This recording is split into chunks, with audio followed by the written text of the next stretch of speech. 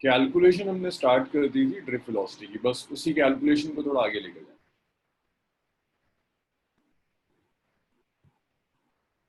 देखिए drift velocity में क्या होगा, हमने एक कंडक्टर लिया था।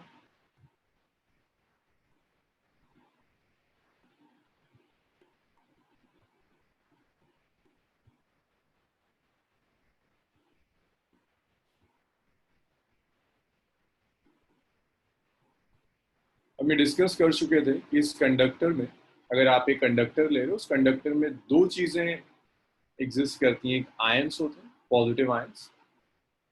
इसे दोबारा लिखने की जरूरत नहीं, ऑलरेडी हम कर चुके थे। ये पॉजिटिव आयंस है।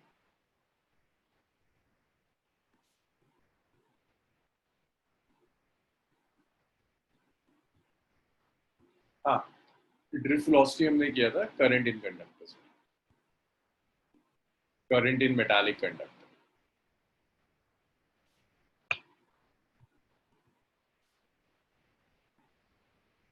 Current in metallic conductor. और इन पॉजिटिव आयंस के साथ साथ यहाँ फ्री इलेक्ट्रॉन्स भी होंगे। ये भी हमने डिस्कस किया था कि ये फ्री इलेक्ट्रॉन्स रैंडमली मूव करते हैं विद इन द कंडक्टर। ये इलेक्ट्रॉन्स सारे इलेक्ट्रॉन्स होंगे, ये फ्री इलेक्ट्रॉन्स रैंडमली मूव करेंगे विद इन द। और ये जो वेलोसिटीज थी u1 u2 un, इन्हें हमने थर्मल वेलोसिटी कहा था। Let u1 u2 un be thermal velocities of electron, thermal velocities of electron।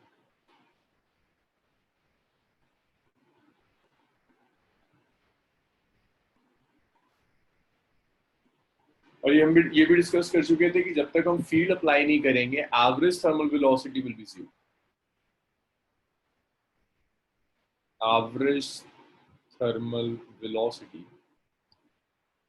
जब तक आप इस कंडक्टर के ऊपर कोई एक्सटर्नल फील्ड अप्लाई नहीं करोगे, ऐसी किसी एक्सटर्नल सप्लाई से कनेक्ट नहीं करेंगे, एवरेज जो थर्मल वेलोसिटी होगी, that average thermal velocity is. So average thermal velocity को जैसे कैलकुलेट किया था, यू एवरेज जो होगा that is u1 plus u2 up to un divided by average. Calculate कर लो इन सारी वेलोसिटीज का, ये जो एवरेज होगा that average will be zero, that's first. So average thermal velocities.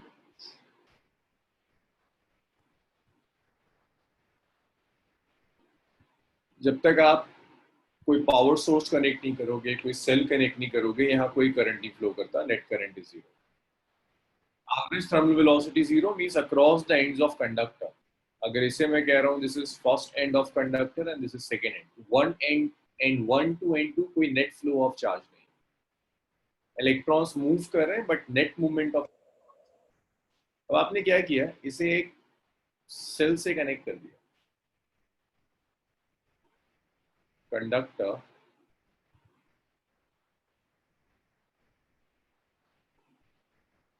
Connected to a cell, conductor को आपने सेल से कनेक्ट किया।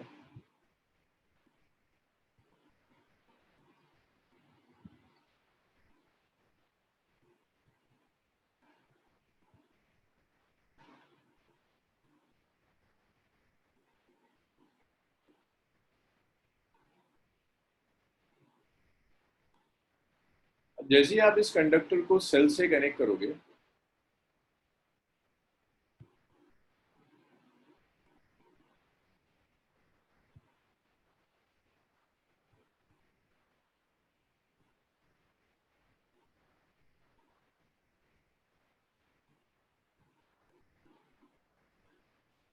This is cell of EMF, is EMF. और ई हम इलेक्ट्रिक फील्ड के लिए भी यूज करेंगे, तो इसे थोड़ा सा ऐसे ड्रॉ करते हैं। This is EMF of the cell. देखो यहाँ पॉजिटिव आयंस थे, जो सारे आयंस रेस्ट में थे। आयंस के साथ साथ फ्री इलेक्ट्रॉन्स थे। ये फ्री इलेक्ट्रॉन्स रैंडमली मूव कर रहे हैं. This is moving with velocity u1, this is moving with velocity u2, ये जा रहा है विद अ वेलोसिटी u. जैसे आप सेल में सेल कनेक्ट किया, सेल क्या करेगा, एक टर्मिनल को पॉजिटिव कर देगा, दूसरा टर्मिनल. इस पॉजिटिव और नेगेटिव टर्मिनल की वजह से यहां पर एक इलेक्ट्रिक फील्ड स्टैब्लिश हो गई. पॉजिटिव और नेगेटिव की वजह से इलेक्ट्रिक फील्ड स्टैब्लिश हो गई.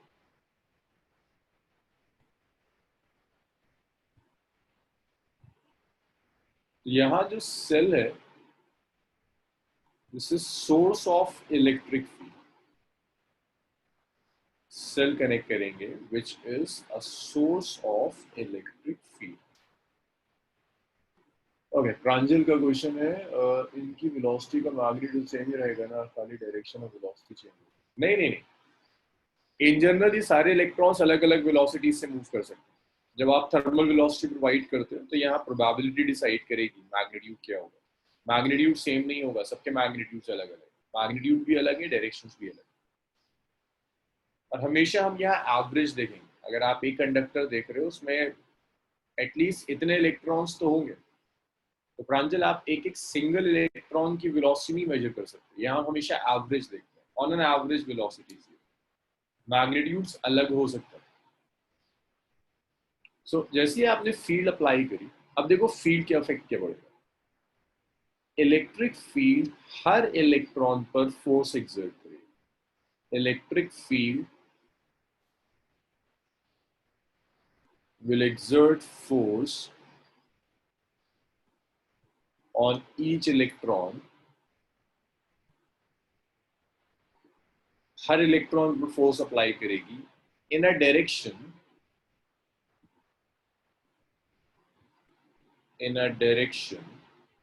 opposite to that of field. In a direction opposite to that of field. तो फील्ड के डायरेक्शन के ऑपोजिट हर इलेक्ट्रॉन एक फोर्स एक्सपीरियंस कर रहा है.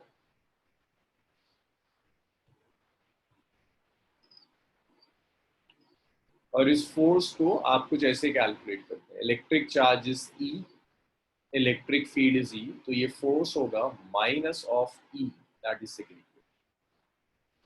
सो कंडक्टर अप्लाई, ये सेल अप्लाई करने से इफेक्ट क्या पड़ा. सेल एक इलेक्ट्रिक फील्ड जनरेट करेगा. इलेक्ट्रिक फील्ड हर इलेक्ट्रॉन पर फोर्स अप्लाई करेगी. फोर्स का डायरेक्शन होगा opposite to that of. Means हर एक इलेक्ट्रॉन फील्ड के ऑपोजिट डायरेक्शन में, इस डायरेक्शन में एक इलेक्ट्रिक फोर्स एक्सपीरियंस करेगा. तो हर इलेक्ट्रॉन फील्ड के ऑपोजिट डायरेक्शन में एक फोर्स एक्सपीरियंस करेगा, electric force opposite to that of field, that is towards positive.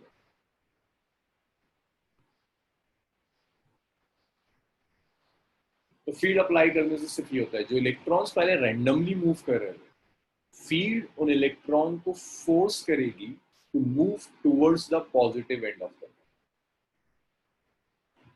Fibre. Conductor is connected to cell.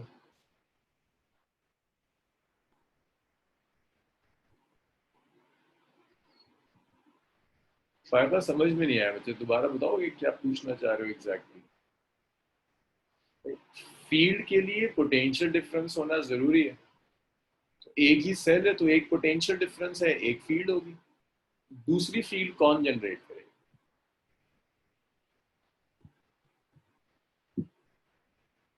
हाँ फाइबर, दूसरी फील्ड कौन जनरेट करेगा, और कौन है जो फील्ड जनरेट कर सकता है.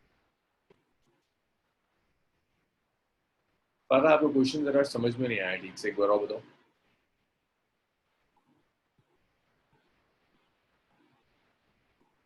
क्योंकि सेल है ना, सिर्फ एक सेल है, वो सेल एक पोटेंशियल डिफरेंस जनरेट करेगा, वो पोटेंशियल डिफरेंस एक फील्ड जनरेट करेगा. और तो कुछ है नहीं जो फील्ड जनरेट कर सकता है. F is equal to minus.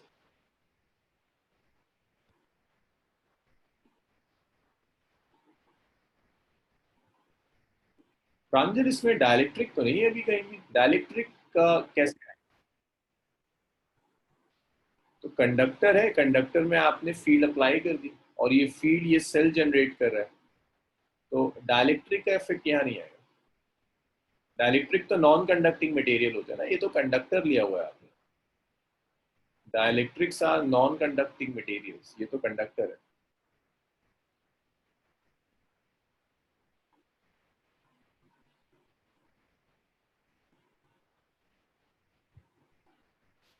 अरे वो मैं उस डाइलेक्ट्रिक का कोई रोल नहीं है फिलहाल, उस डाइलेक्ट्रिक का कोई रोल नहीं।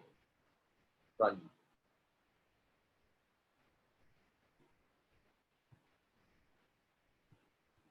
हाँ, इलेक्ट्रिक फील्ड फोर्स एक्सर्ट करती है इस वाले।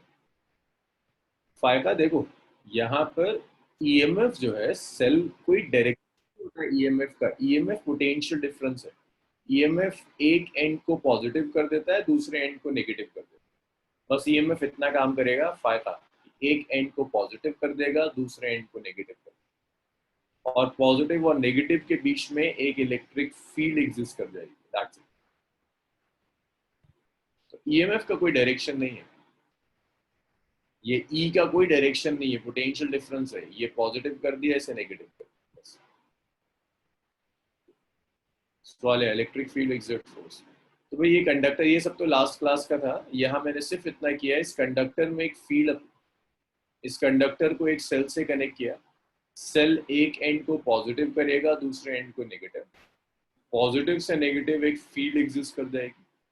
ये इलेक्ट्रिक फील्ड हर इलेक्ट्रॉन पर फोर्स अप्लाई करेगी। इलेक्ट्रिक फील्ड फोर्स अप्लाई करती है फील्ड की ऑपोजिट डायरेक्शन, तो हर इलेक्ट्रॉन पर ये फील्ड फोर्स अप्लाई करेगी। ऑपोजिट डायरेक्शन का मतलब क्या है? इलेक्ट्रॉन्स मूव करेंगे towards the positive end of conductor, in a direction opposite to that of field. और जो फोर्स होती है, फील्ड जो फोर्स अप्लाई करती है, वो फोर्स ऐसे लिखते हैं, charge multiplied by field.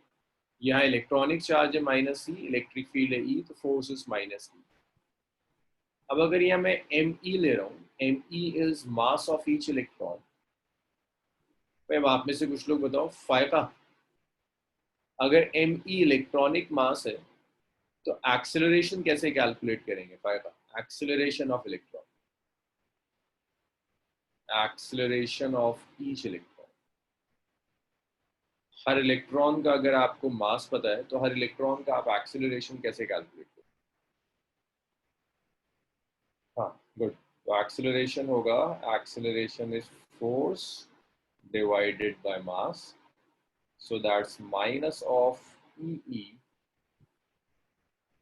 divided by ME, that's equation।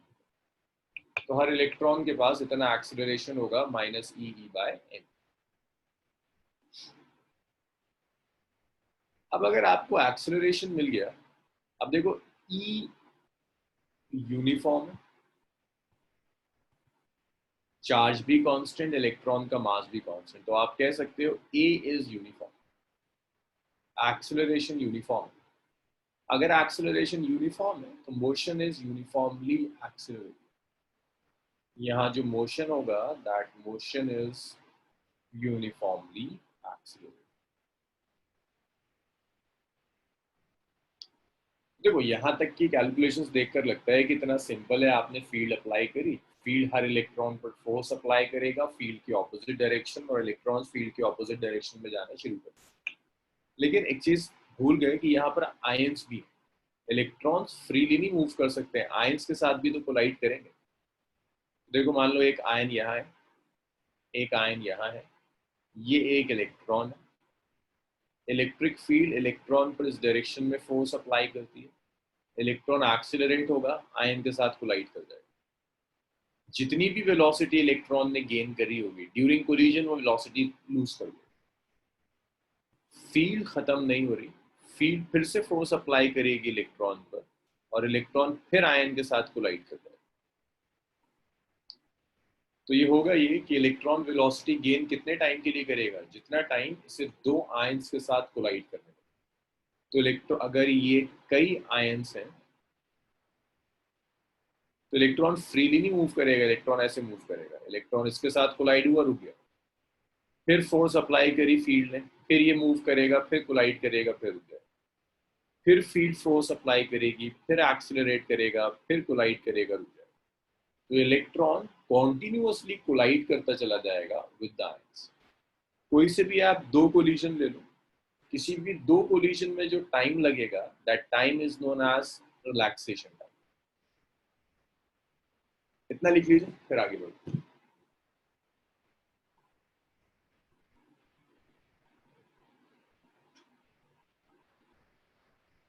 इतना लिखिए और मुझे बताइए इसमें अगर कोई डाउट रह गया। सिर्फ हमने इतना किया है, फील्ड अप्लाई करी, फील्ड ने फोर्स अप्लाई की, उस फोर्स की वजह से एक्सेलरेशन आया, जिस एक्सेलरेशन से इलेक्ट्रॉन्स मूव कर। ठीक है प्रांजल, इतना लिख लो, फिर कोलिजन वाला रिपीट कर दो।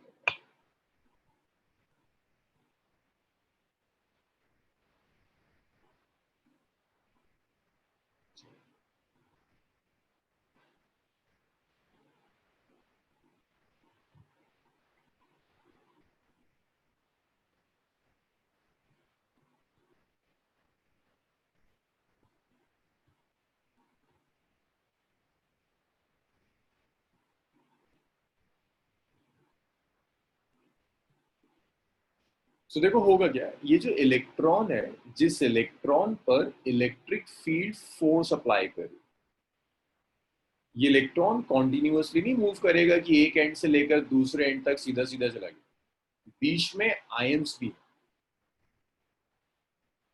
तो ये ऐसा होगा, फील्ड इलेक्ट्रॉन को पुल करेगी, इलेक्ट्रॉन मूव करेगा, आयन के साथ कोलाइड करेगा, फिर इलेक्ट्रॉन आएगा, फिर मूव करेगा, फिर आयन से कोलाइड करेगा, फिर रुक जाएगा, सारी वेलोसिटी लूज कर देगा। फिर इलेक्ट्रॉन मूव करेगा, कौन मूव करा रहा है इलेक्ट्रॉन को, कॉन्टिन्यूसली फील्ड से पुल कर रही है, फिर ये कोलाइड करेगा और ऐसे। तो ये कुछ ऐसा है कि आप एक बॉल ले लो, उसे एक रोप से बांधो और बहुत सारे स्टोन और उसको खींचना शुरू करो। क्या होगा बॉल के साथ, जब आप खींचोगे वेलोसिटी गेन करेगा, स्टोन से कोलाइड करेगी, रुक जाएगी, फिर आप और खींचेंगे, फिर आप मूव करेगी, फिर कोलाइड करेगी, फिर रुक जाएगी। तो इलेक्ट्रॉन ऐसे कोलाइड होता हुआ जाएगा। अब इलेक्ट्रॉन कितने टाइम के लिए वेलोसिटी गेन करेगा, सिर्फ उतने टाइम के लिए जितना टाइम इसे दो कोलिजन में लगता है। So let tau 1, tau 2, tau n be time taken by electrons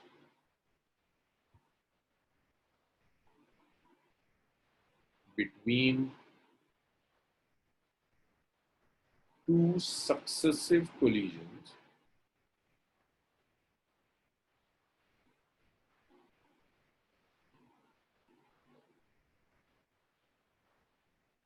with ions.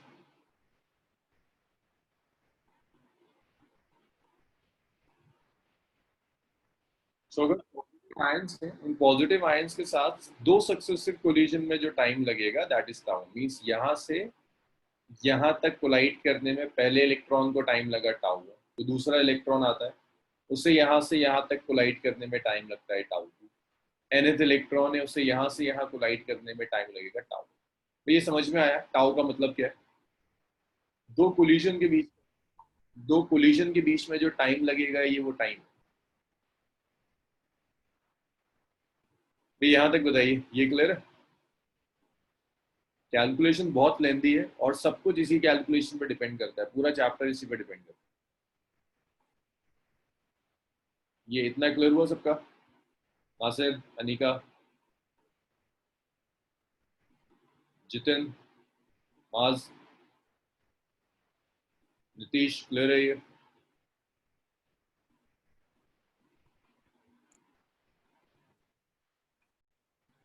ये थोड़ा सा परेशान करता है, समझ में आ गया ना, इलेक्ट्रॉन सीधे नहीं जाएगा, इलेक्ट्रॉन कोलाइड होता हुआ जाएगा, कोलाइड करेगा रुक जाएगा, फिर कोलाइड करेगा रुक जाएगा, कोलाइड करेगा रुक जाएगा। सो इलेक्ट्रॉन कितने टाइम के लिए वेलोसिटी गेन करेगा,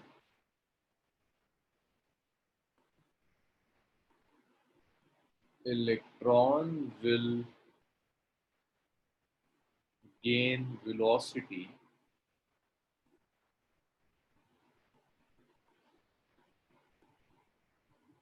for time interval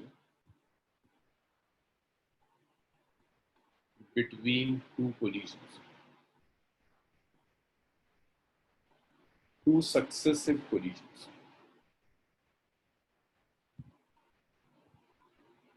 two successive collision. सो दो सक्सेसिव कोलिजन में जो भी टाइम लगेगा उतने टाइम के लिए इलेक्ट्रॉन वेलोसिटी गेन करेगा। सो देखो सारे इलेक्ट्रॉन्स जो थे, फर्स्ट इलेक्ट्रॉन की अगर मैं लूं तो इनिशियल वेलोसिटी u1 थी। फर्स्ट इलेक्ट्रॉन का एक्सेलरेशन कितना है, minus E by M e. आपको चाहिए final velocity of electrons, final velocity of electron.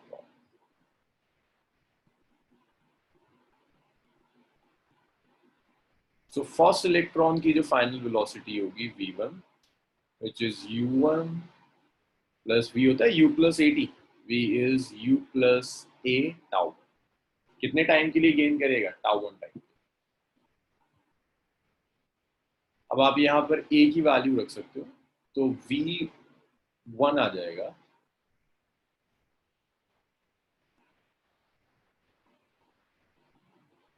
Acceleration की वैल्यू रख दो। एक्सेलरेशन कितना है, minus E by M E.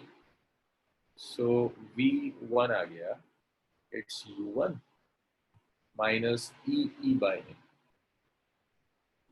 v is u plus at। This is equation number 4.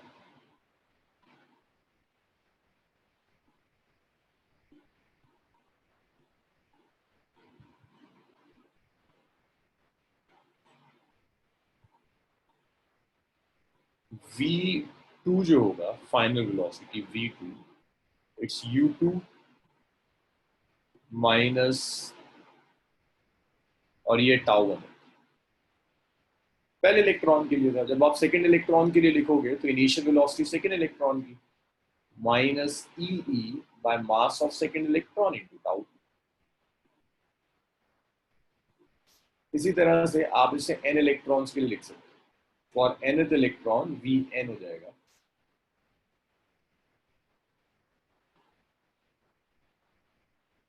आप इसे लिख सकते हैं vn is un minus ee by m multiplied by tau n, that's the equation number 6. तो ये वेलोसिटीज कौन सी है, फील्ड अप्लाई करने के बाद इलेक्ट्रॉन जो वेलोसिटी गेन करेगा वो ये वेलोसिटी, ये u2 क्या था, इनिशियल वेलोसिटी। फील्ड अप्लाई करने से पहले जो वेलोसिटी थी दैट वाज u। अब देखो हर इलेक्ट्रॉन फील्ड अप्लाई करने के बाद पहला इलेक्ट्रॉन v1 वेलोसिटी, दूसरा इलेक्ट्रॉन v2 वेलोसिटी से जा रहा है, लास्ट इलेक्ट्रॉन vn वेलोसिटी। तब इतना बताओ, जब करंट फ्लो करता है वायर में तो आपको एक एक इलेक्ट्रॉन दिखता है या आप एवरेज ऑब्जर्व करते हो? जरा सोच के बताओ कि जब करंट फ्लो करता है वायर में तो क्या आप एक एक इंडिविजुअल इलेक्ट्रॉन देखते हो या average? Average. So average velocity, average velocity with which electrons drift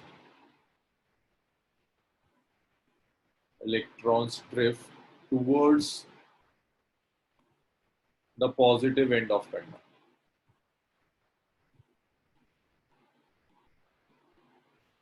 तो वो एवरेज वेलोसिटी जिससे इलेक्ट्रॉन्स कंडक्टर के पॉजिटिव एंड की तरफ ड्रिफ्ट करेंगे is known as drift velocity,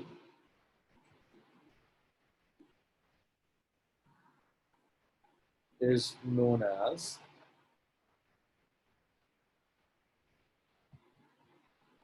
drift velocity।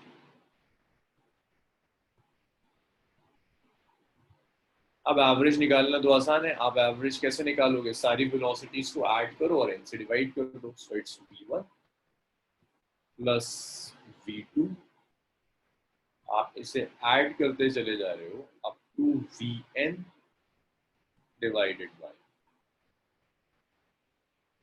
That is equation number 7। सबको आपने ऐड कर दिया और सबको ऐड कर कर n से डिवाइड कर,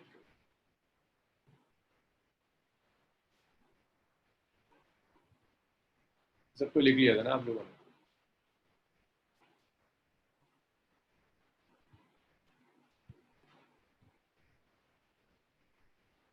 अब देखिए जो इक्वेशन नंबर 7 है इसमें सब सब्स्टिट्यूट करना होगा आपको। 4, 5, 6 सब 7 में रखो। 4, 5, 6 इन सबको उठाकर आप 7 में रखो। सो ये V एवरेज आ जाएगा। वैल्यू रखो V1, V1 is U1 minus EE by ME tau 1, V2 which is U2 minus EE by ME into tau 2, VN, UN minus EE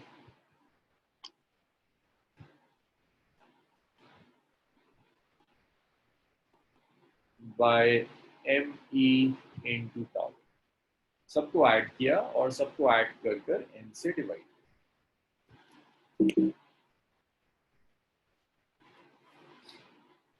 तो ये V एवरेज आ गया।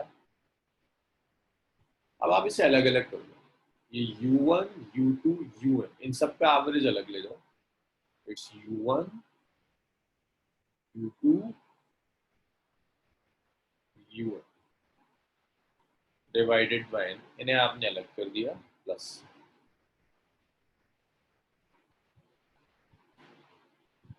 बाकी टर्म्स अलग ले जाइए, minus E by M e tau 1, ये सारी terms अलग। So plus minus of E by M e tau 1, मैं सबको अलग अलग कर दिया।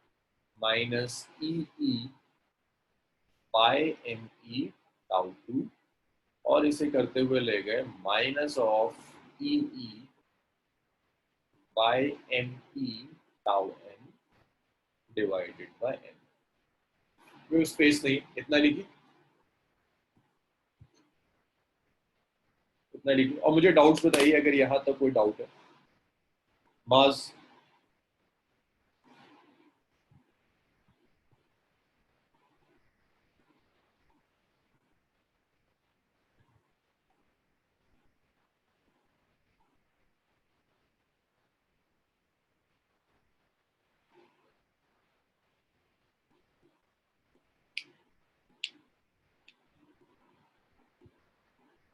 अब प्रांजल अभी कॉमन लेते हैं, अभी कॉमन लेते हैं।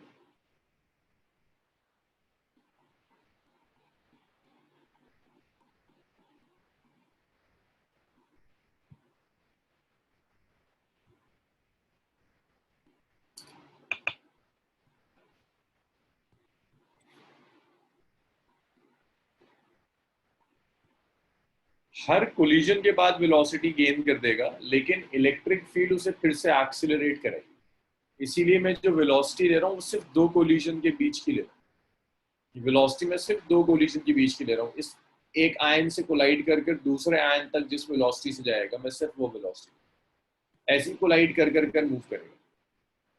शिवा, इसे ऐसे समझो कि एक तुमने एक बॉटल ली, उसे एक रोप से कनेक्ट किया और बीच में बहुत पत्थर पड़े हुए हैं, तुम उस बॉटल को घसीट रही हो, तो क्या होगा? पत्थर से कोलाइड करेगा, रुक जाएगा, फिर तुम खींचोगी, मूव करेगा। बिल्कुल वैसे ही इलेक्ट्रॉन मूव कर, इलेक्ट्रिक फील्ड कॉन्टिन्यूअसली पुल कर रहा है उस इलेक्ट्रॉन, तो रुकेगा नहीं कभी।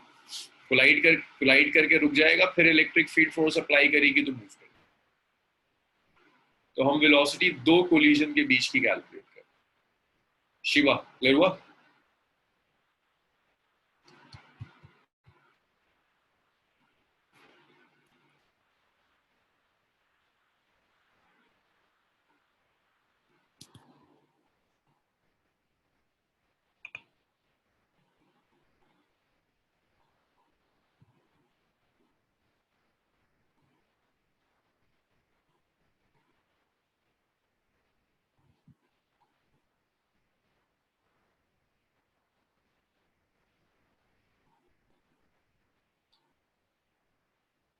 चलिए इसे रब करते हैं।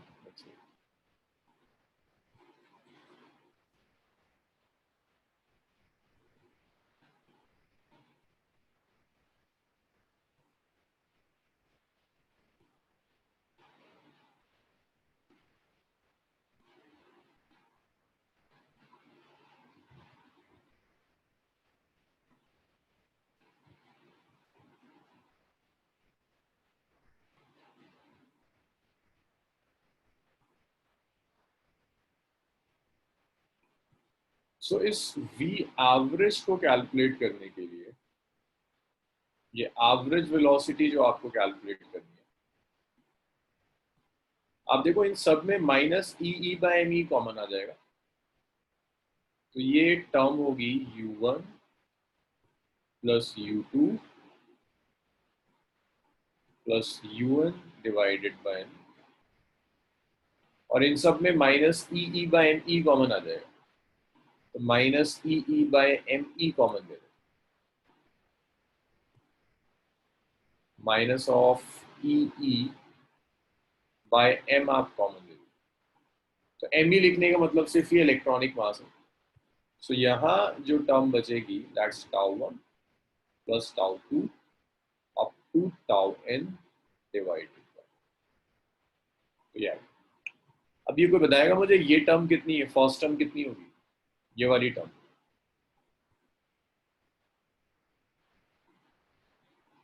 ये जो फर्स्ट टर्म है ये फर्स्ट टर्म की average thermal velocity, this is zero, this is average thermal velocity which is zero, और ये जो टर्म है ना tau one tau two tau N by N, इस tau one plus tau two up to tau N by N हम tau से represent करते हैं। प्रांजल ये तो स्टार्टिंग में लिखा था फर्स्ट इक्वेशन कि net movement of electron zero होता है, net movement of electron across the conductor zero होता है, तो फर्स्ट इक्वेशन थी जहां से स्टार्ट किया था, इलेक्ट्रॉन्स रैंडमली मूव करते हैं। इस टाउ को कहते हैं, this tau is known age relaxation time, means on an average एक इलेक्ट्रॉन को दो आयन से कोलाइड करने में जो एवरेज टाइम लगेगा that average time is tau, substitute कर दो। सो वी ये मैंने फर्स्ट इक्वेशन में सॉल्व किया था कि ये जीरो होता है, so this is zero minus E by M E multiplied by its E by M E two, so ये V एवरेज आ गया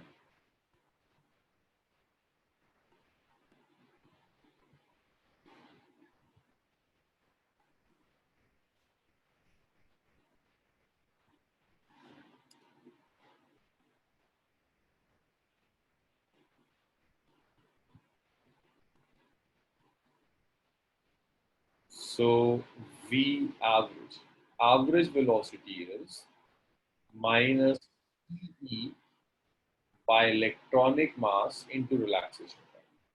This average velocity is thermal velocity. This average velocity is sorry, drift velocity, not thermal. Sorry, this average velocity is drift velocity.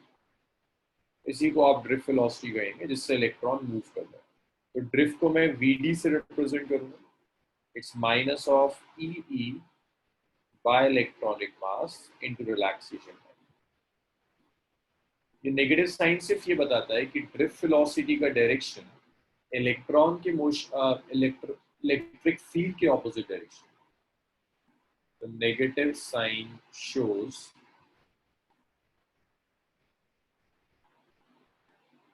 that direction of drift velocity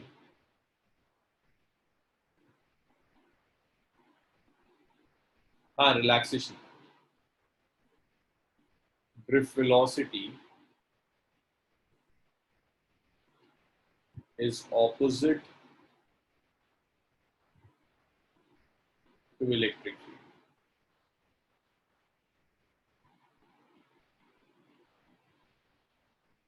तो negative sign आपको सिर्फ ये बता रहा है कि drift velocity का direction electric field के एग्जैक्टली ऑपोजिट डायरेक्शन, जहां भी इलेक्ट्रिक फील्ड होगी ड्रिफ्ट वेलोसिटी उसके ऑपोजिट डायरेक्शन में जाएगी, ये नेगेटिव साइन बता रहा है। अगर आप सिर्फ मैग्नीट्यूड कंसीडर करेंगे तो Vd इज नेगेटिव साइन हटा दो, it's e tau by m, तो ये ड्रिफ्ट वेलोसिटी, ये इलेक्ट्रॉनिक चार्ज, ये इलेक्ट्रिक फील्ड जो इलेक्ट्रिक फील्ड सेल जनरेट कर रहा है, this is electronic mass and tau is relaxation. अब देखो ये जो ड्रिफ्ट वेलोसिटी है, बाकी सारे पैरामीटर्स तो कांस्टेंट, इलेक्ट्रॉन का मास चेंज नहीं होने वाला, इलेक्ट्रॉनिक चार्ज चेंज नहीं होने वाला, इलेक्ट्रिक फील्ड की वैल्यू चेंज नहीं होगी। This drift velocity depends upon tau. ये ड्रिफ्ट वेलोसिटी रिलैक्सेशन टाइम पर डिपेंड है। सो अगर आप टेम्परेचर डिक्रीज कर रहे हैं,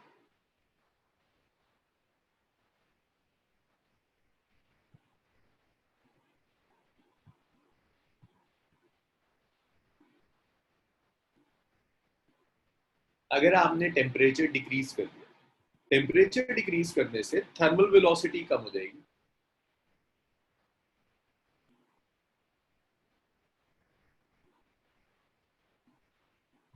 थर्मल वेलोसिटी डिक्रीज होगी। थर्मल वेलोसिटी डिक्रीज करने से ये जो इलेक्ट्रॉन दो आयंस के साथ कोलाइड कर रहे थे ना, ये कोलिजन का टाइम कम हो जाएगा, उसमें इलेक्ट्रॉन्स हल्के मूव करेगा। जितनी ज्यादा थर्मल वेलोसिटी होगी उतना इलेक्ट्रॉन तेजी से मूव करेगा, आयंस के साथ कोलाइड करेगा। जैसे जैसे आप टेम्परेचर कम करोगे, थर्मल वेलोसिटी कम होगी, इलेक्ट्रॉन्स हल्के हल्के कोलाइड करेगा। तो ये जो दो आयन से कोलाइड करने का टाइम है, इसको हम टाउ कहते हैं, relaxation time. Relaxation time decrease कर देगा। और दिख रहा है, अगर रिलैक्सेशन टाइम डिक्रीज कर गया तो ड्रिफ्ट वेलोसिटी डिक्रीज कर देगा। ड्रिफ्ट वेलोसिटी डिक्रीज कर, तो याद रखिएगा drift velocity directly proportional to temperature है। अगर आप टेम्परेचर इंक्रीज करेंगे ड्रिफ्ट वेलोसिटी इंक्रीज होगी, टेम्परेचर डिक्रीज करोगे ड्रिफ्ट वेलोसिटी डिक्रीज। रीजन है ये थर्मल वेलोसिटी। टेम्परेचर चेंज होने से थर्मल वेलोसिटी चेंज होगी, थर्मल वेलोसिटी से रिलैक्सेशन टाइम पर डिपेंड करेगा। रिलैक्सेशन टाइम चेंज हुआ तो ड्रिफ्ट वेलोसिटी चेंज। यहाँ तक लिखिए और मुझे बताइए अगर इसमें कोई डाउट्स हैं, कोई डिस्कस करना है।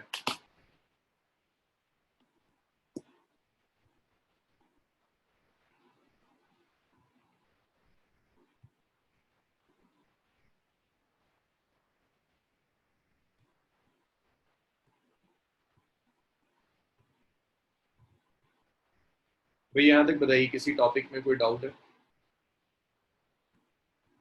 क्योंकि नेक्स्ट जो हम डेरिवेशन करेंगे वो इस पर डिपेंड करेगी।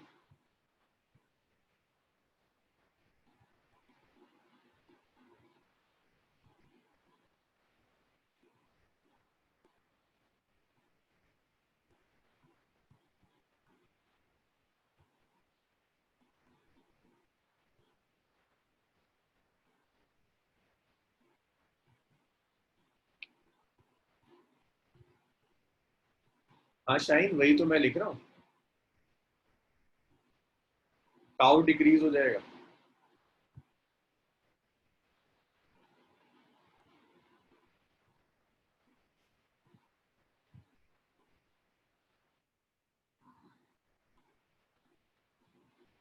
अच्छा अच्छा, एक सेकंड एक सेकंड एक second,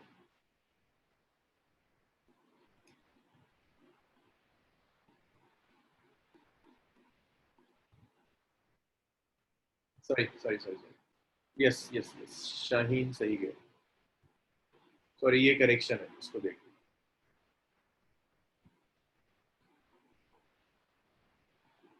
on decreasing temperature thermal velocity decrease हो जाएगी। भाई शाइन का आर्ग्यूमेंट सही है, अगर वेलोसिटी कम हो जाएगी तो इलेक्ट्रॉन को ज्यादा टाइम लगेगा। सॉरी, टाउ डिक्रीज नहीं होगा, टाउ इंक्रीज हो जाएगा। टाउ इंक्रीज होगा, टाउ इंक्रीज होने से भाई देखो, थर्मल वेलोसिटी कम करेंगे तो हल्के हल्के मूव करेगा, हल्के हल्के मूव करेगा तो दो कोलिजन के बीच में टाइम बढ़ जाएगा। यस, टाउ इंक्रीज कर जाएगा। टाउ इंक्रीज करने का मतलब है VD will increase. So drift velocity is inversely proportional to temperature. अगर आप टेम्परेचर इंक्रीज करोगे तो ड्रिफ्ट वेलोसिटी डिक्रीज करेगी, अगर आप टेम्परेचर डिक्रीज करेंगे तो ड्रिफ्ट वेलोसिटी बढ़ेगी।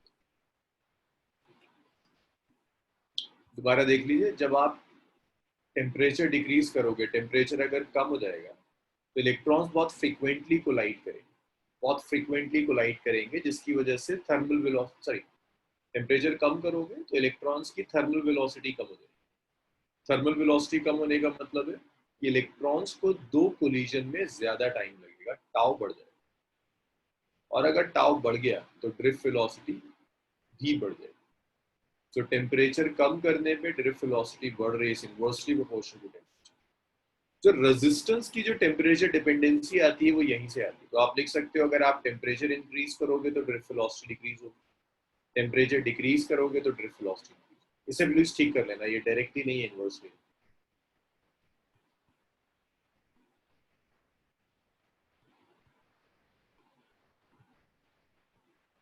जिग बात क्लियर हुआ है अब?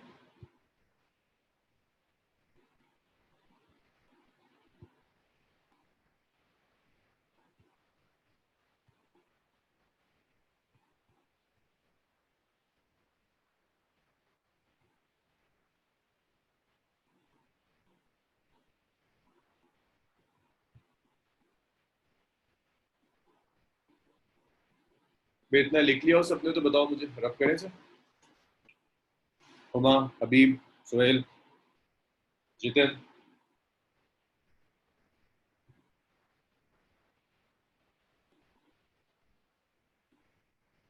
अच्छा, अब आपको जब ड्रिफ्ट वेलोसिटी मिल गया तो आपको चाहिए relation between current and drift velocity.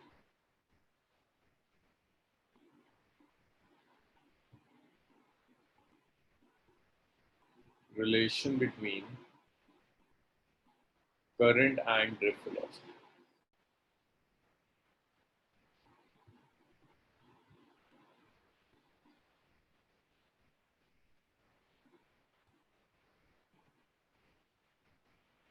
Current और ड्रिफ्ट वेलोसिटी के बीच में रिलेशन आपको कैलकुलेट करना है। करंट और ड्रिफ्ट वेलोसिटी आप कैसे करेंगे?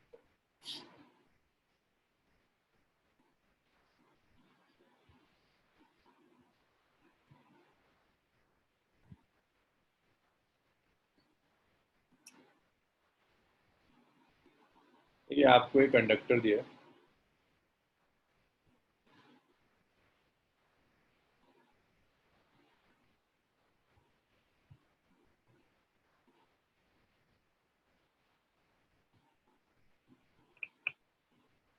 देखिए आपको एक कंडक्टर दिया हुआ है,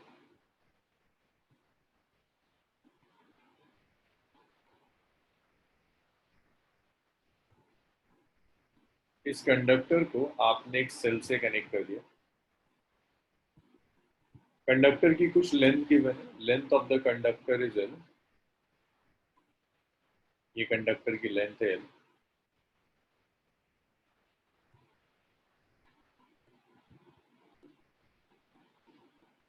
और कंडक्टर का area of cross section is L. कुछ parameters given, L is length of conductor,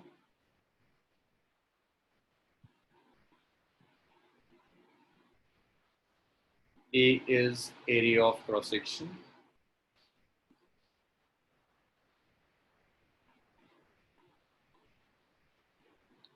n is number density,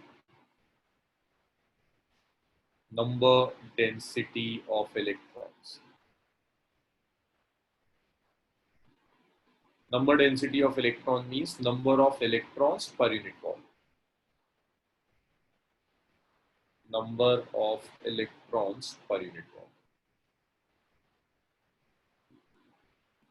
So unit volume में जो number of electrons होंगे that is n. और Vd भी given है, drift velocity of electron.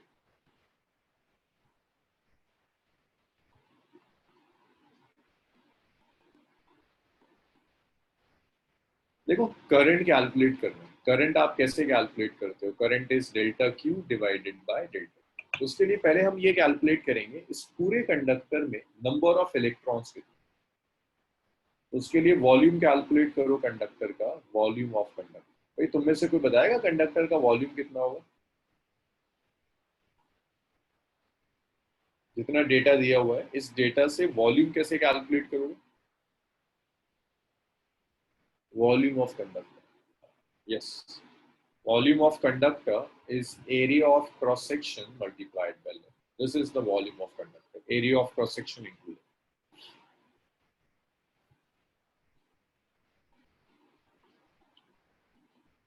Standard ये conductor है ना, आपको ये जो कंडक्टर गिवन है लेंथ एल और area of cross section A का कंडक्टर। क्वेश्चन नहीं समझा, स्टैंडर्ड क्या मतलब है, कंडक्टर क्या होगा?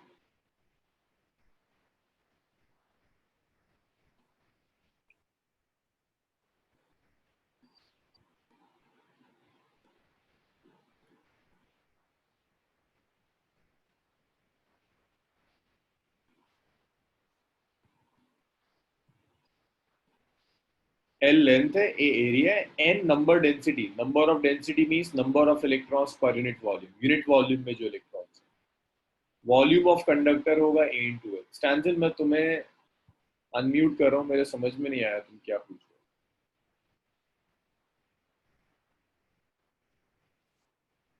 हो। हाँ स्टैंडर्ड बताओ क्या कह रहे हो।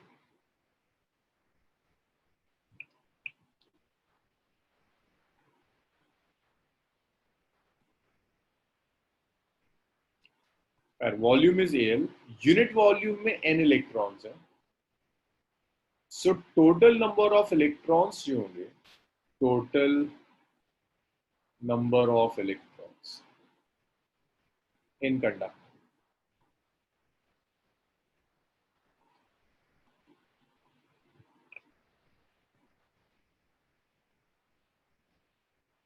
सो total number of electrons n हो जाएंगे भाई। यूनिट वॉल्यूम में कितने इलेक्ट्रॉन्स है, स्मॉल एन, सो इतने वॉल्यूम में जो इलेक्ट्रॉन्स होंगे that is a l into n, ये टोटल नंबर ऑफ इलेक्ट्रॉन्स होगा। इसे लिखते हैं equation number one, charge on one electron,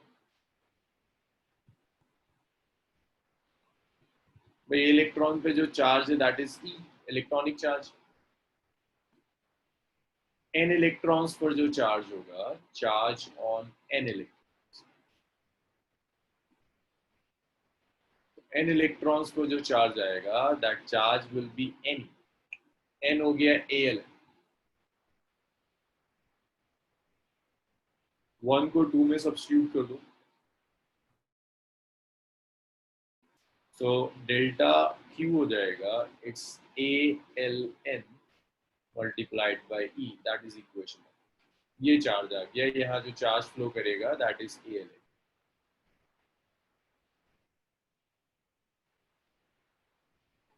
L length है, अब चार्ज तो मिल गया, आपको टाइम चाहिए भाई। इलेक्ट्रॉन्स को एक एंड से दूसरे एंड तक आने में कुछ टाइम लगेगा, स्पीड होता है ना डिस्टेंस बाय टाइम, तो टाइम कितना हो जाएगा, distance by speed.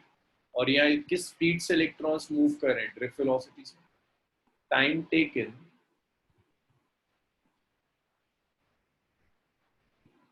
Bye electrons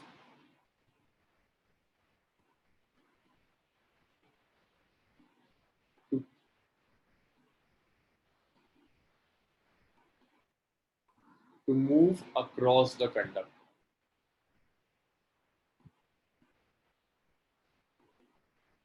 तो इस कंडक्टर के अक्रॉस इलेक्ट्रॉन्स को मूव करने में कुछ टाइम लगेगा, वो टाइम कैलकुलेट कर, कितना डिस्टेंस कवर करेंगे इलेक्ट्रॉन्स, अगर यहाँ मूव कर रहे हैं एल डिस्टेंस कवर करेंगे,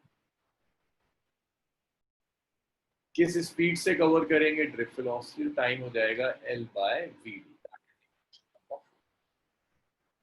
सो जो करंट होगा through the conductor, current through conductor, देखिए करंट आप बहुत सिंपली ऐसे लिख सकते हैं, current is charge divided by time. So current is charge which is a l n e divided by time which is L by V.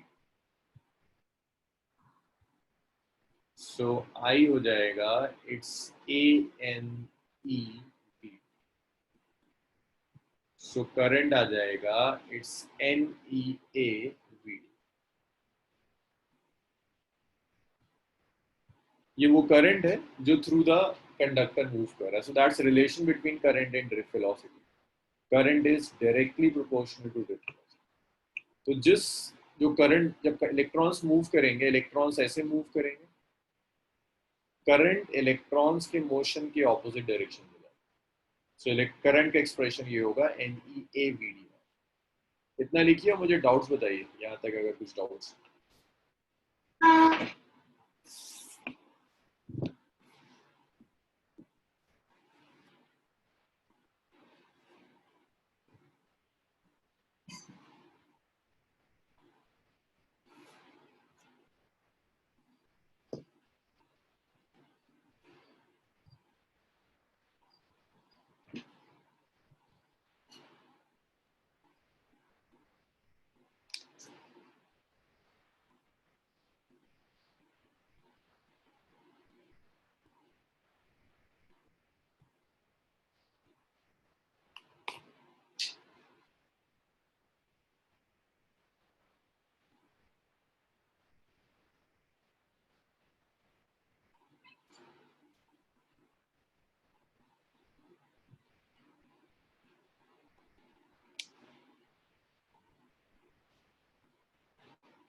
देखो जी, current जो conductor से फ्लो करेगा, करंट क्या होता है? Rate of flow of charge. So this is charge divided by time. यहाँ जो charge flow कर रहा है, दैट चार्ज इज ALN। जो टाइम लगेगा, that time is L/V। L से L कैंसिल कर दो, इस को न्यूमरेटर में ले जाए तो ANEVT NEAV। तो जो करंट है, that's directly proportional to drift velocity. So ये करंट कुछ ऐसे फ्लो करेगा। तो जस्ट चार्ज बाय टाइम किया, लास्ट क्लास में कराया था ना, current is rate of flow of charge, और उसी को कंटिन्यू किया।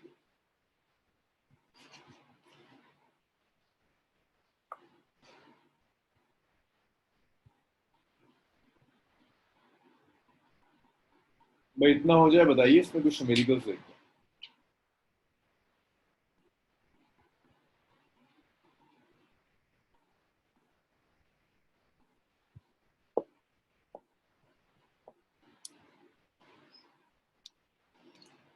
जिगमत हुआ क्लियर या फिर और कुछ रिपीट करना है भी?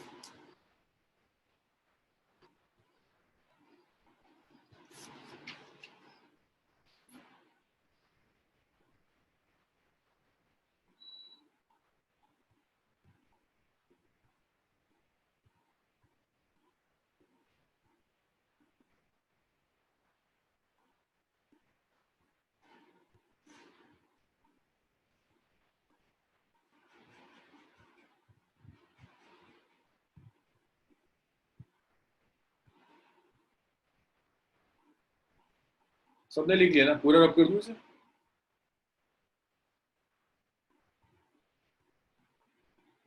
नेक्स्ट क्वेश्चन देखिए।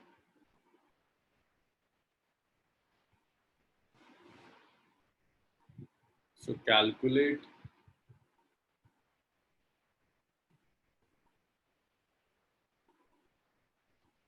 Average drift speed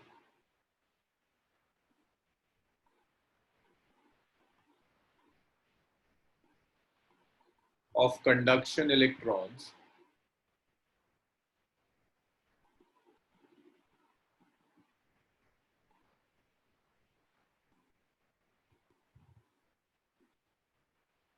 in a copper wire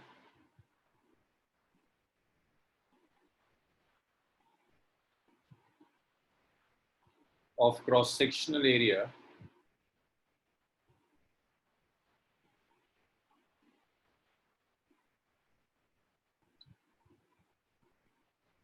ten raised to the power -7 meter square,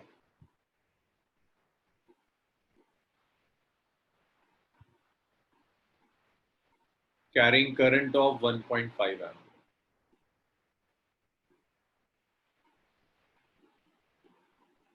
Assume that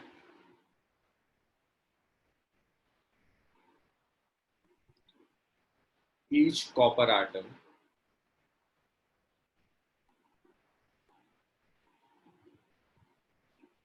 contribute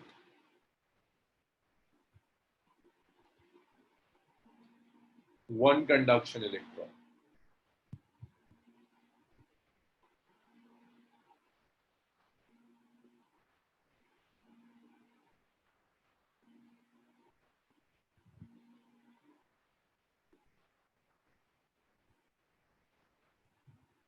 One conduction electron.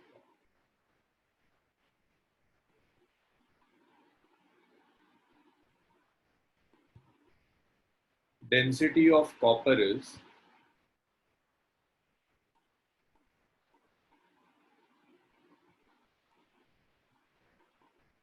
9,000 kg per meter cube.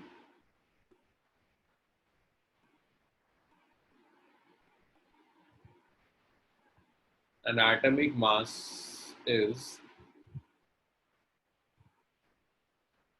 63.5 atomic mass.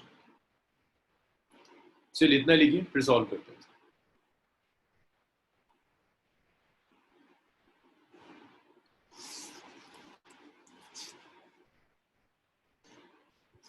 Question लिखिए, मुझे रब करना होगा पूरा।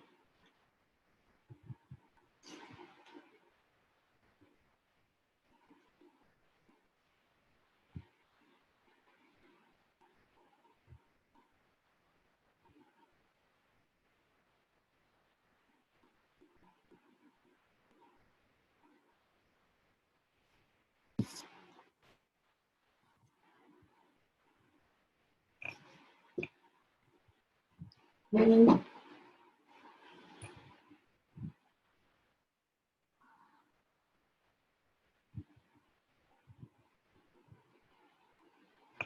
आपको ड्रिफ्ट वेलोसिटी कैलकुलेट करनी है, करंट गिवन है।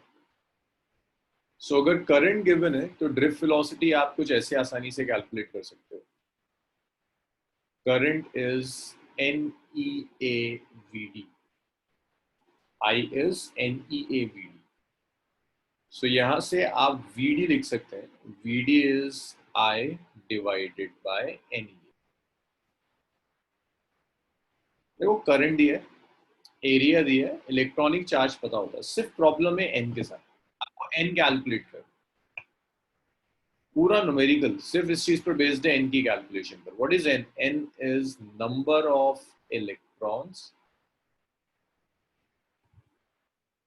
पर यूनिट वॉल्यूम।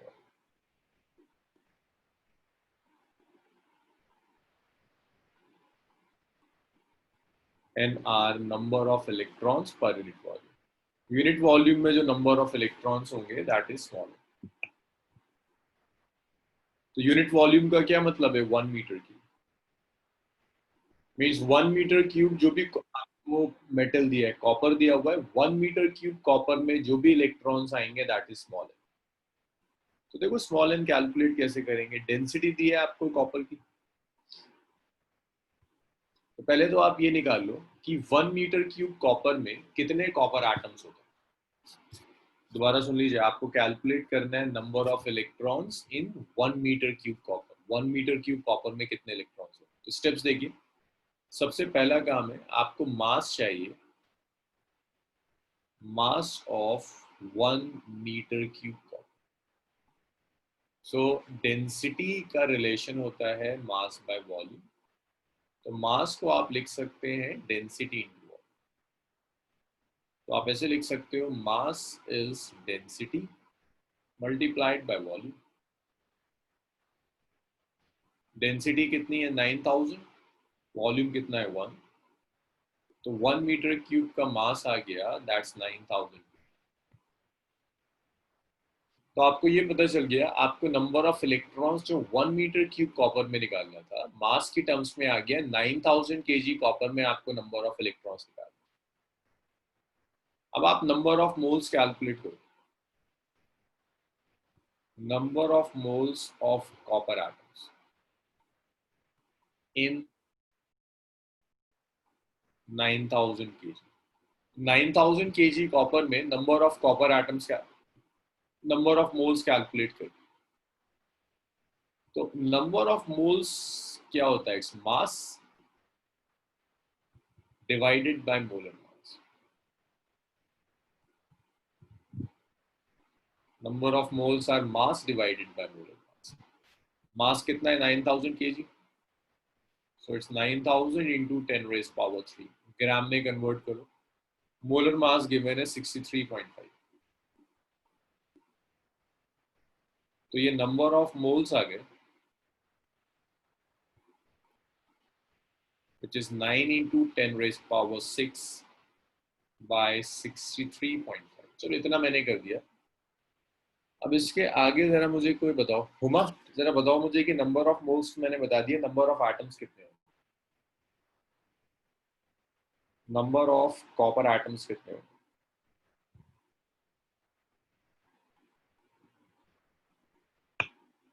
मोल्स मैंने कैलकुलेट कर दिया, नंबर ऑफ कॉपर एटम्स बताइए Huma.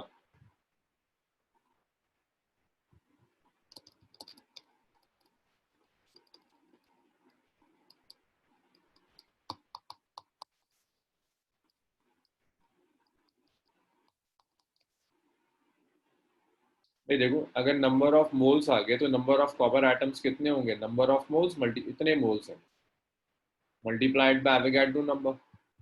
So that's 9 into 10⁻6 by 63.5 multiplied by 6.023 into 10⁻20। अब यहाँ मैं थोड़ा से अप्रोक्सीमेशंस ले रहा हूँ। इसको अगर मैं इससे डिवाइड कर दूँ, इसको राउंड ऑफ कर दूँ, ऑलमोस्ट 6 हो जाएगा। और इसको मैं राउंड ऑफ कर दूं तो ये 6.35 हो जाएगा।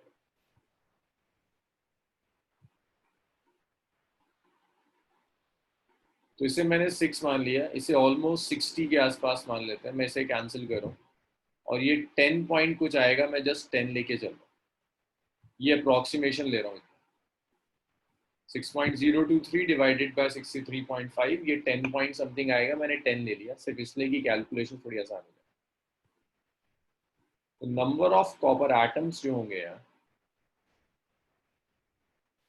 Number of copper atoms are 9 into 10 raise power 6 plus 3 9 हो गया और 1 सब्ट्रैक्ट हो जाएगा, तो 9 इंटू 10 रेज पावर इतने copper atoms.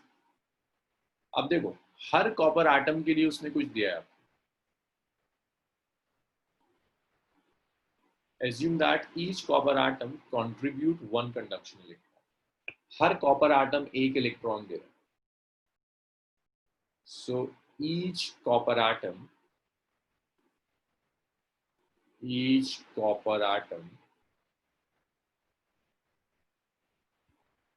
contribute one electron, हर कॉपर एटम एक इलेक्ट्रॉन दे रहा है। तो टोटल नंबर ऑफ इलेक्ट्रॉन्स जो होंगे वो नंबर ऑफ कॉपर एटम्स के इक्वल हो जाएंगे। हर एटम अगर एक इलेक्ट्रॉन देगा, 10 एटम्स है तो 10 इलेक्ट्रॉन्स होंगे, इतने एटम्स है तो इतने इलेक्ट्रॉन्स हो जाएंगे।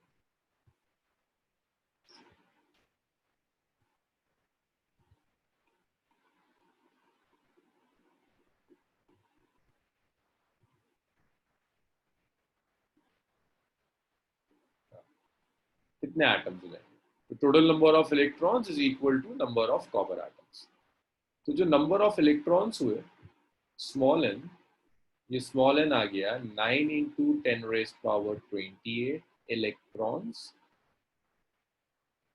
पर metre, that is number density. 9 into 10 raise power 28 electrons per metre cube, ये नंबर डेंसिटी। तो अगर नंबर डेंसिटी आ गई तो आप आसानी से चार्ज कैलकुलेट कर सकते हैं। नंबर डेंसिटी मिल गया तो फिर चार्ज की भी जरूरत नहीं है, तो डायरेक्ट दिया हुआ। तो देखो वी डी था आई बाय एन ई ए, सारी वैल्यूज रख दो। ड्रिफ्ट वेलोसिटी हो जाएगी इट्स आई, करंट कितना है, current is 1.5 ampere divided by small n is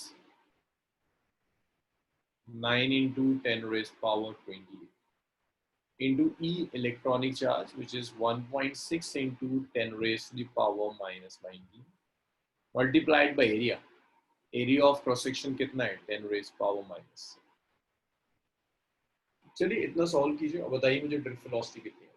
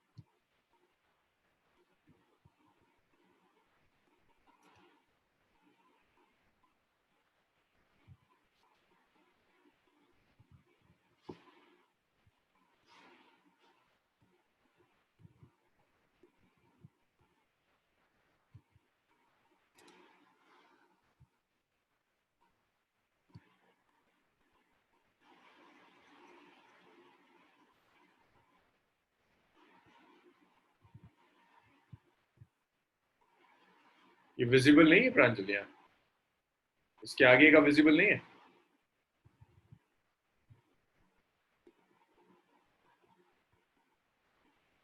miss प्रांजल इसके बाद का विजिबल नहीं हो रहा।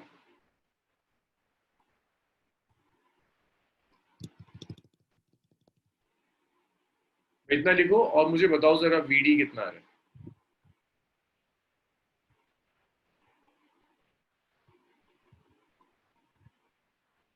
अच्छा तो देखो total number of electrons is equal to total number of copper atoms.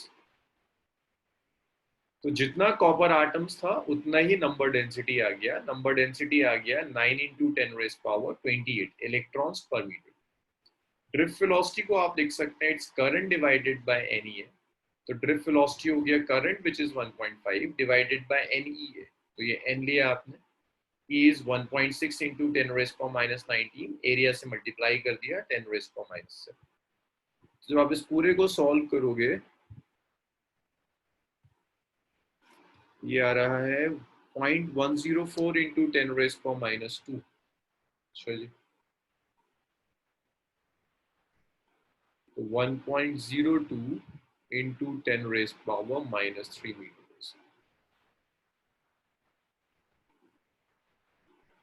Nasir, तुम्हारे साथ इंटरनेट में प्रॉब्लम है, अगर ऐसा कुछ हो रहा है लॉग आउट कर लॉग इन करो।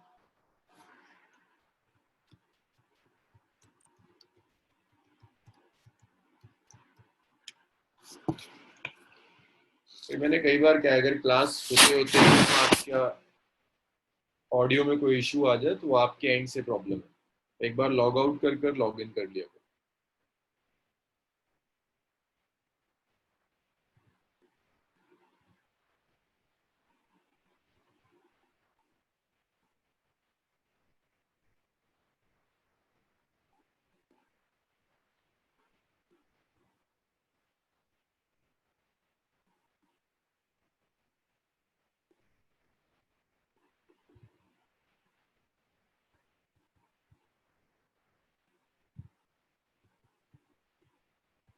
भाई इतना हो गया, रब करूं से?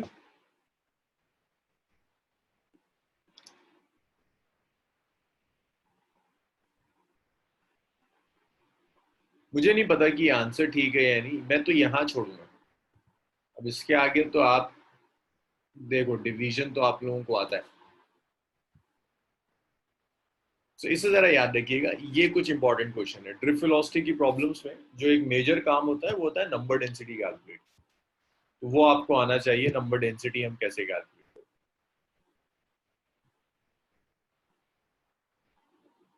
हाँ जी, रब कर दूं इसे सब।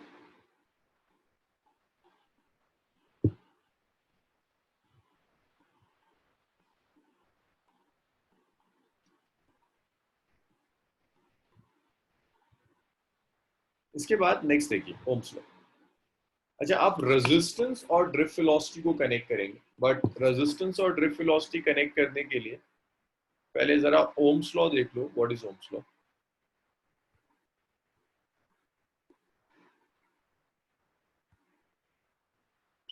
तो ओम्स लॉ क्लास 10 से आप पढ़ते हुए आ रहे हो। Current flowing through conductor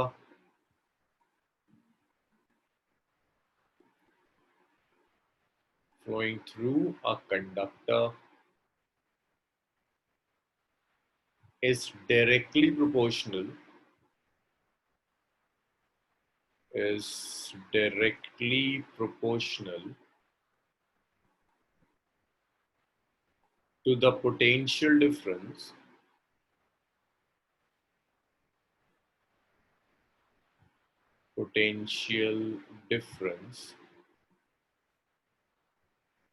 applied across its ends। तो अगर आपने एक कंडक्टर लिया, उसमें जो करंट फ्लो करेगा वो पोटेंशियल डिफरेंस के डायरेक्टली प्रोपोर्शनल होगा, provided temperature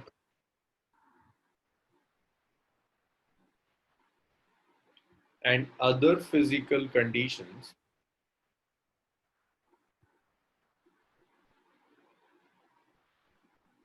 and other physical conditions are constant।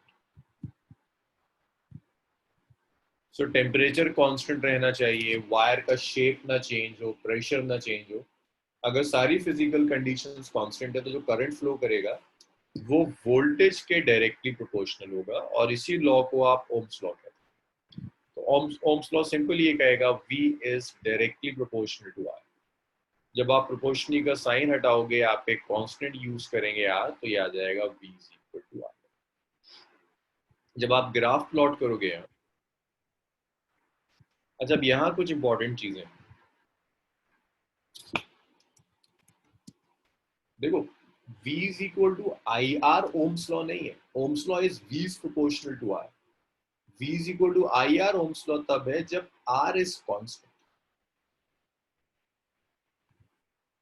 V और I चेंज करने पर रेजिस्टेंस चेंज नहीं होना चाहिए। Resistance should not change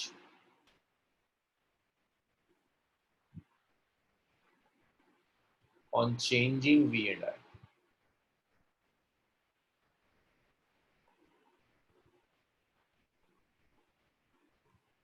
voltage और करंट चेंज करने पर रेजिस्टेंस चेंज नहीं होना चाहिए। अगर रेजिस्टेंस चेंज नहीं होगा तो उसे आप कहोगे दैट इज ऑब्जेक्ट।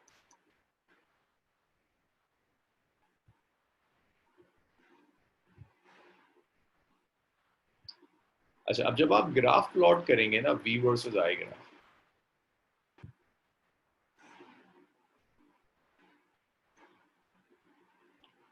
तो जब आप ग्राफ प्लॉट करोगे, एक्स एक्सिस पर आपने करंट लिया, वाई एक्सिस पर आपने वोल्टेज लिया, तो V वर्सेस I ग्राफ जो होगा, that graph is a straight line. This is Ohm's law. Ohm's law means V versus I graph is a straight line. अगर ये स्ट्रेट लाइन नहीं है तो सिस्टम ओम्स लॉ को फॉलो नहीं कर। V versus I graph is a straight line. तो Ohm's law के लिए जरूरी है कि V versus I graph straight line. तो यहाँ आपने करंट ले लिया एम्पियर, वोल्टेज ले लिया वोल्ट। अगर आप इस ग्राफ का स्लोप कैलकुलेट करो, ये थीटा है, ये परपेंडिकुलर वोल्टेज के पैरेलल है बेस करंट के बराबर। अगर आप यहाँ स्लोप कैलकुलेट करोगे, स्लोप tan थीटा के इक्वल होगा which is V by I। और V बाय I क्या होगा यहाँ से R। अगर इसी ग्राफ को कुछ ऐसे दे दिया जाए,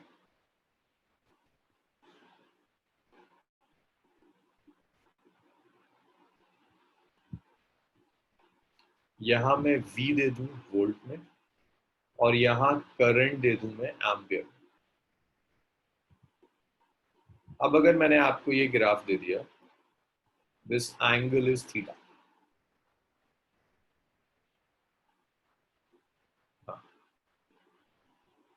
ये नॉर्मल ड्रॉप कर दिया, परपेंडिकुलर आई के पैरेलल है, ये बेस के पैरेलल है।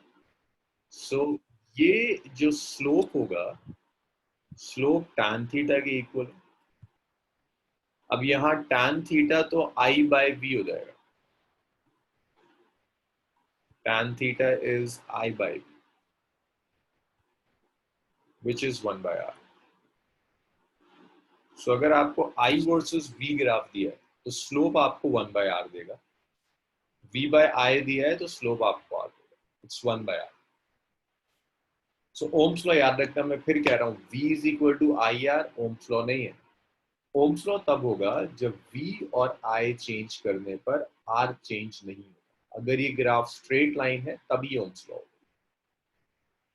इतना लिख दीजिए।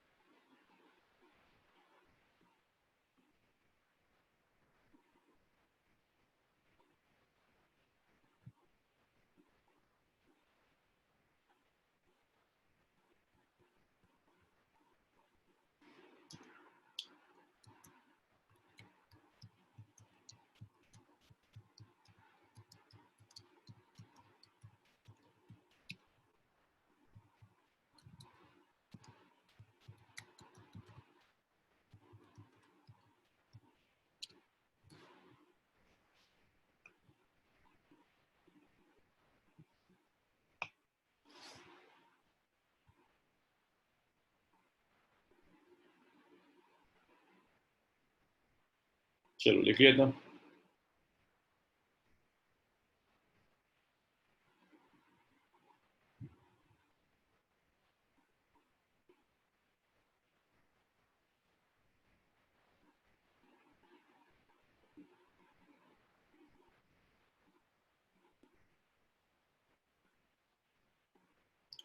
भाई सबने लिखा है इतना, रब करूं सर?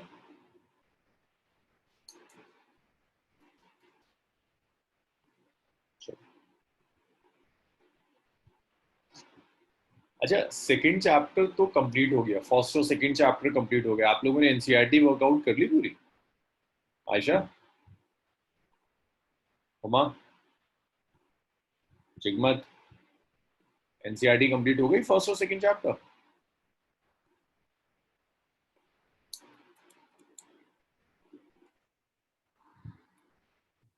भाई सिर्फ मेरे कराने से कुछ नहीं होगा। वीक में 4 क्लासेस हो रही हैं। वीक में यूजुअली मैं 2 क्लासेस लेता था। पिछले साल तक मैं 2 क्लासेस लेता था तो सिलेबस वाइंड अप हो जाता था दिसंबर तक। मैंने 4 क्लासेस कर दी हैं। सिलेबस बहुत तेजी से जाएगा, आप लोग वर्कआउट नहीं करोगे, पीछे रह जाओगे। तो मेरा टारगेट यही है कि सितंबर अक्टूबर तक इसे अक्टूबर तक वाइंड अप कर दें। ओके, ठीक है प्रांजल। पहले सिर्फ एनसीईआरटी वर्कआउट कर लो, एटलीस्ट एनसीईआरटी तो पूरी करो। एसएल के सॉर्ट एग्जाम्पल और एनसीईआरटी बोर्ड्स के लिए इतना ही काफी है। इतना तो करो कम से कम। बाकी सारे क्वेश्चंस मैं यहाँ करा देता हूँ, आप लोग एटलीस्ट एसएल के सॉल्व एग्जांपल ऑफ एनसीईआरटी इतने तो न्यूमेरिकल्स करिए, ज्यादातर टाइप ऑफ क्वेश्चंस कंप्लीट हो जाएंगे। चलिए इसे आज यहीं छोड़ते हैं, अब टाइम नहीं है कि मैं आगे कोई टॉपिक करा पाऊँ। सो नेक्स्ट क्लास, जो लोग नए हैं इस बैच में, सैटरडे मॉर्निंग आपकी मेरे साथ एक क्लास है। Saturday 9 to 10:30 AM। और ऐसी ही मॉर्निंग में संडे क्लास होती है, संडे मॉर्निंग में क्लास होती है 9 to 10:30 AM। मीटिंग आईडी एक 3-5 वाली मीटिंग आईडी है। अगर आप लोग शायद केमिस्ट्री कर रहे हो या बायो कर रहे हो, 3-5 वाली मीटिंग आईडी आपको कभी दी जाती होगी। नहीं तो मैं आप लोगों को टेक्स्ट करा दूंगा मीटिंग आईडी। सैटरडे 9 to 10:30 है। मीटिंग आईडी सेम नहीं होती, मीटिंग आईडी चेंज हो जाती है। मीटिंग आईडी मैं आप लोगों को टेक्स्ट करवा दूंगा। तो जो लोग नए स्टूडेंट्स हैं, सैटरडे इवनिंग में नहीं होगी, सैटरडे मॉर्निंग में क्लास होगी 9 to 10:30। संडे में 9 to 10:30।